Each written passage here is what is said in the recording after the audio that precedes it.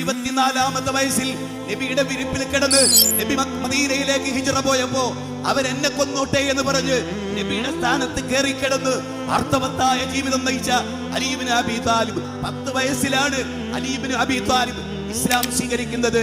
പിന്നെ യൗവനം പായായിട്ടില്ല. സുബൈ ജമാഅത്തിന് പോകുമ്പോഴാണ് വെട്ടേറ്റു മരിച്ചത്, കുത്തേറ്റു മരിച്ചത്, ത്യാഗമനുഭവിച്ചത്. രാത്രി മുഴുവനും മൊബൈലിൽ തോണ്ടി കിടന്നുറങ്ങുകയായിരുന്നില്ല. അന്ന് തെണ്ടി നടന്ന് കുടുംബത്തെ പൊട്ടിയ നാം ഇന്ന് തോണ്ടി നടന്ന് ജീവിതം പോക്കുന്നതിനിടയിൽ ഓർത്തിട്ടില്ല ഇന്നലകളുടെ ചരിത്രം. ഇന്നലകളുടെ ചരിത്രം വായിക്കാത്തവന് ഇന്നിന്റെ ലോകത്ത് ജീവിക്കാൻ അവകാശമില്ല. ഇന്ന് ചരിത്രം സൃഷ്ടിക്കാത്തവന് നാളെ ജനങ്ങളുടെ ഹൃദയത്തിൽ ഓർക്കാൻ അവകാശമില്ല. നാളെയുടെ തലമുറ നിങ്ങളെ ഓർക്കണമോ, ലോകം നിങ്ങളെ ഓർക്കണമോ, ഒറ്റ വഴിയേ അതിലുള്ളൂ, ചരിത്രം സൃഷ്ടിക്കുന്നതാവുക. ഒരിക്കലും ചരിത്രം മനുഷ്യനെ സൃഷ്ടിച്ചിട്ടില്ല, മനുഷ്യനാണ് ചരിത്രത്തെ സൃഷ്ടിച്ചത്.